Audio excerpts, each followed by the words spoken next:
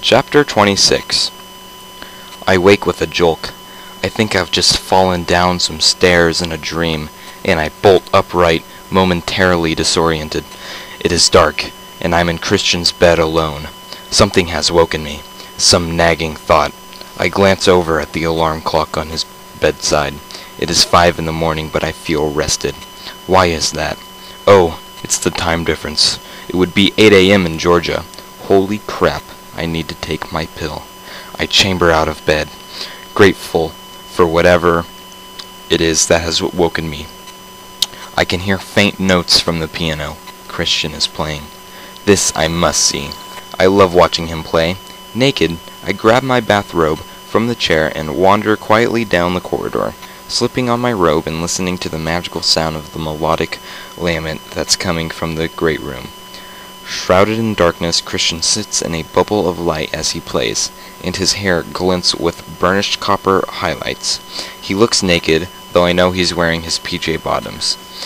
He's concentrating, playing beautifully, lost in the melancholy of the music. I hesitate, watching from the shadows, not wanting to interrupt him. I want to hold him. He looks lost, sad even, and achingly lonely. Or maybe it's just the music that's so full of poignant sorrow. He finishes the piece, pauses for a split second, and starts to play it again. I move cautiously toward him, drawn as the moth to the flame. The idea makes me smile. He glances up at me and frowns before his gaze returns to his hand. Oh crap, is he pissed off that I am disturbing him? "You should be asleep," he scolds mildly. I can tell he's preoccupied with something. So should you," I retort, not quite as mildly. He glances up at me, his lips twitching with a trace of a smile. "Are you scolding me, Mrs. Steele?" "Yes, Mr. Gray, I am." "Well, I can't sleep." He frowns once more as a trace of irritation or anger flashes across his face with me. Surely not. I ignore his facial expression and very bravely sit down beside him on the piano, placing my head on his bare shoulder to watch his deft, agile fingers caress the keys. He pauses fractionally, and then continues to the end of the piece. "What was that?" I asked softly. "Chopin, Prelude Opus 28, number 4, in E minor if you're interested," he murmurs. "I'm always interested in what you do." He turns and softly presses his lips against my hair. "I didn't mean to wake you up." "You didn't. Play the other one." "Other one?" "The Bach piece that you played the first night I stayed." "Oh, the Marcello." He starts to play slowly and deliberately. I feel the movement of his hands and his shoulders as I lean against him and close my eyes. The sad, soulful notes swirl slowly and mournfully around us, echoing off the walls. It is a hauntingly beautiful piece, sadder even than the Chopin. I lose myself to the beauty of the lament. To a certain extent, it reflects how I feel, the deep, poignant longing I have to know this extraordinary man better, to try to understand his sadness. All too soon, the piece is at an end. "Why do you only play such sad music?" I sit upright and gaze up at him as he shrugs in answer to my question, his expression wary.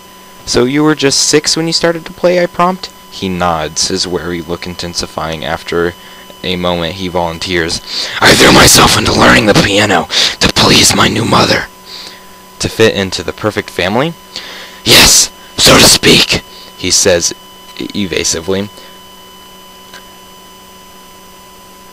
"Why are you awake? Don't you need to recover from yesterday's exertions?" "It's 8 in the morning for me, and I need to take my pill." He raises his eyebrows in surprise. "Well remembered," he murmurs, and I can tell he's impressed. "Only you would start a course of time-specific birth control pills in a different time zone. Perhaps you should wait half an hour and then another half hour tomorrow morning, so eventually you can take them at a reasonable time." "Good plan," I breathe. "So what shall we do for half an hour?" I blink innocently at him.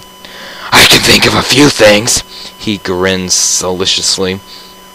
I gaze back and passively as my insides clench and melt under my knowing look. On the other hand, we could talk, I suggest quietly. His brow creases. I prefer what I have in mind. He scoops me onto his laps. You'd always rather have sex than talk, I laugh, steadying myself by holding on to his upper arms. True, especially with you. He muzzles my hair and starts a steady trail of kisses from below my ear to my throat. Maybe on my piano, he whispers. Oh my whole body tightens as the thought. Piano? Wow, I want to get something straight, I whisper as my pulse starts to accelerate and my inner goddess closes her eyes, revealing in feel of his lips on me. He pauses momentarily before continuing his sensual assault. Always equal, friends. Remains for Mr. Steele. What?